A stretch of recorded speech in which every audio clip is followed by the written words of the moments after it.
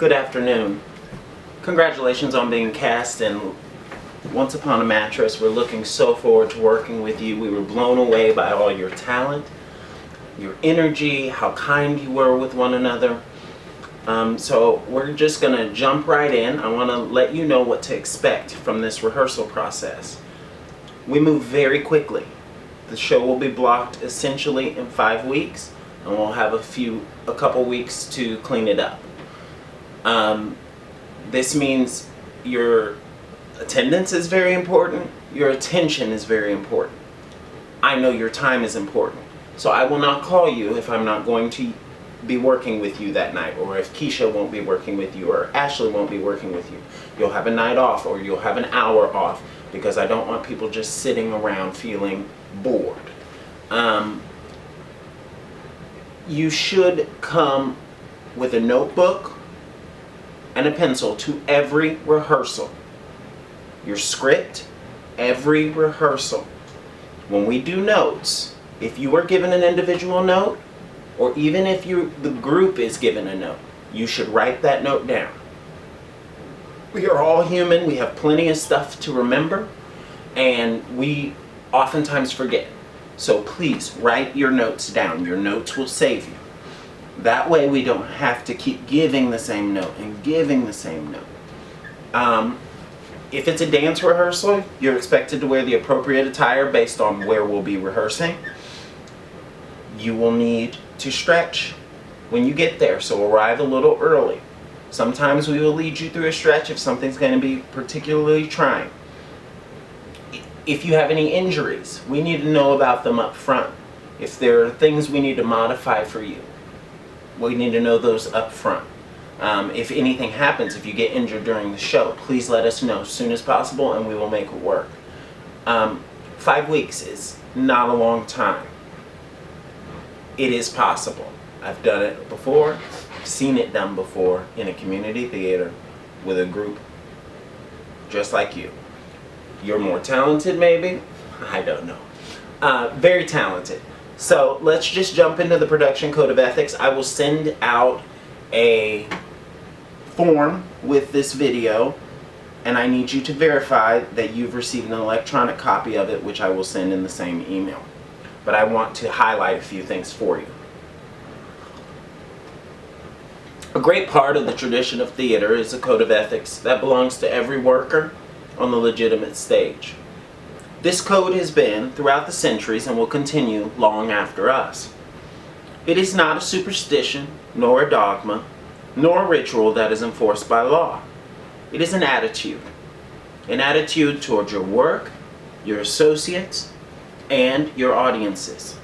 It is a self-discipline that, far from robbing you of your individuality, increases your personal esteem and dignity through a cooperation and common effort that can only result in all that is meant by good theater.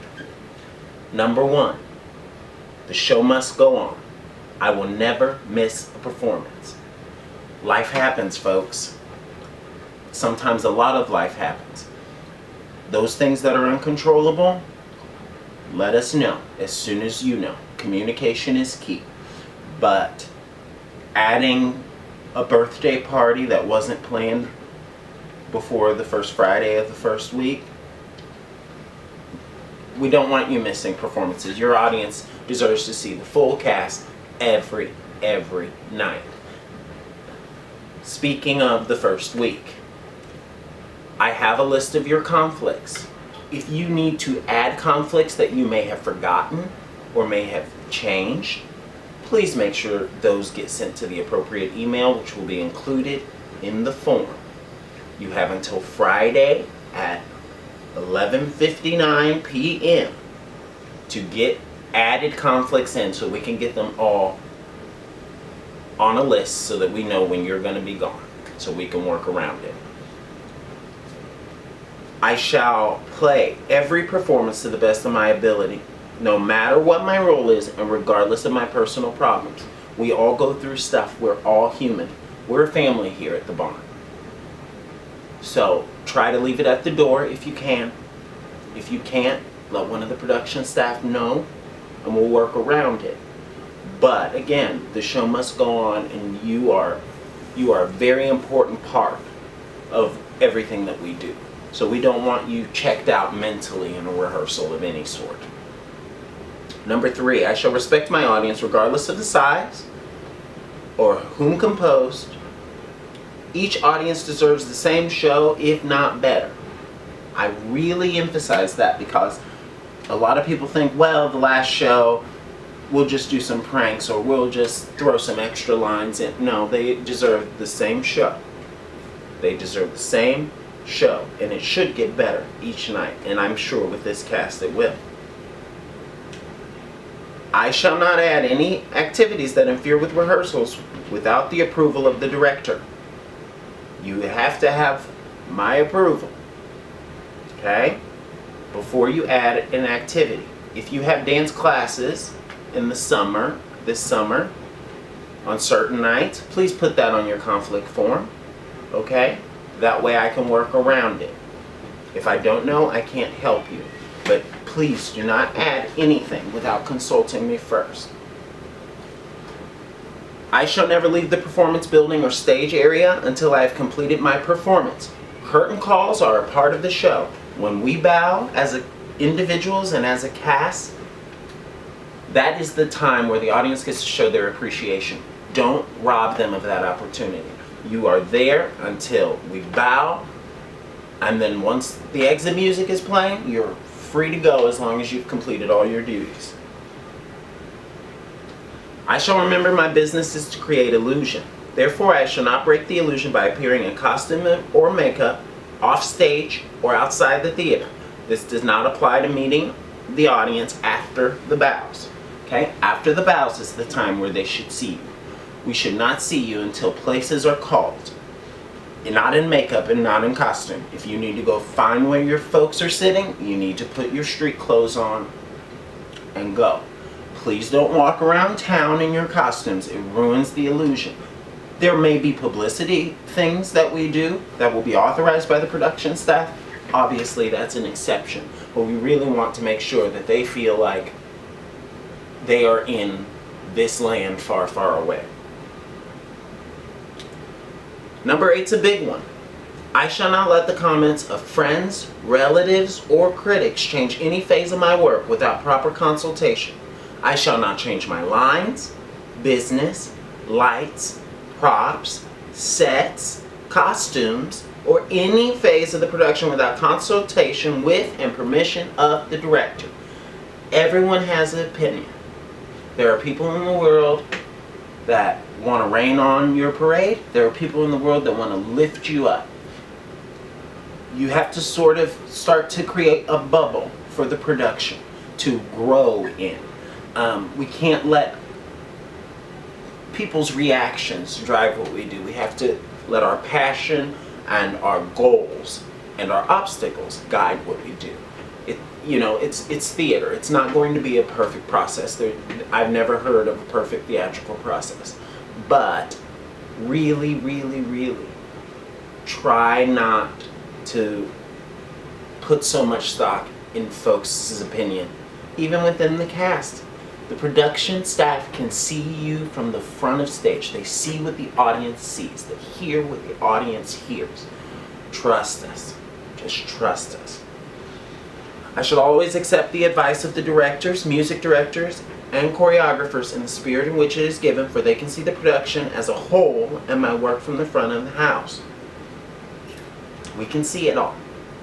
And we've got some experience behind us, so please trust us. If you have a question, by all means, come ask us after rehearsal. Please, please, please, don't overstep, okay? There's a director, there's an assistant choreographer, there's a music director, there's producers. Please direct your question to the appropriate person. If it's about an entrance, it should come to me. Unless it's in a dance, it should come to me or Ashley. If it's about music, that's a Keisha thing. So really just try to remember that we all have a role to play and let everyone do their role, because that's what our goal is for you, to let you explore, create, and grow. Number 10. I shall remember a production is a collective effort demanding my utmost cooperation. Hence I shall forego the gratification of my ego for the demands of the play. Duty first, self second. The show is your duty. You have duty to your audiences, the playwright, the composer, your family, your organizations you're affiliated with, the barn, the cast, the crew, you name it. You've got a duty to those folks. And then we put ourselves in the mix, right? Duty first, self second. I shall be patient and avoid temperamental outbursts as they create tension and serve no useful aim. We're passionate people. Please try not to have a crazy angry outburst. I know sometimes they happen, but please, please, please try. I shall respect the composer, play, and playwright, and remembering that a work of art is not a work of art until it is finished. I shall not condemn a play while it is still in rehearsal. Furthermore, as long as I am a part of the production, I shall never wash dirty linen in public. Folks, I get you have friends. I get you have family. You need to know who your confidant is.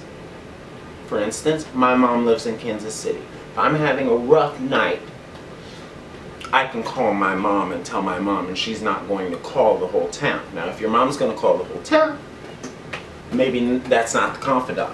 Because the more we wash our dirty linen in public, the more people think that the show is not good. The drama always kills the ticket sales, and we do not want that. So know who your person is, okay?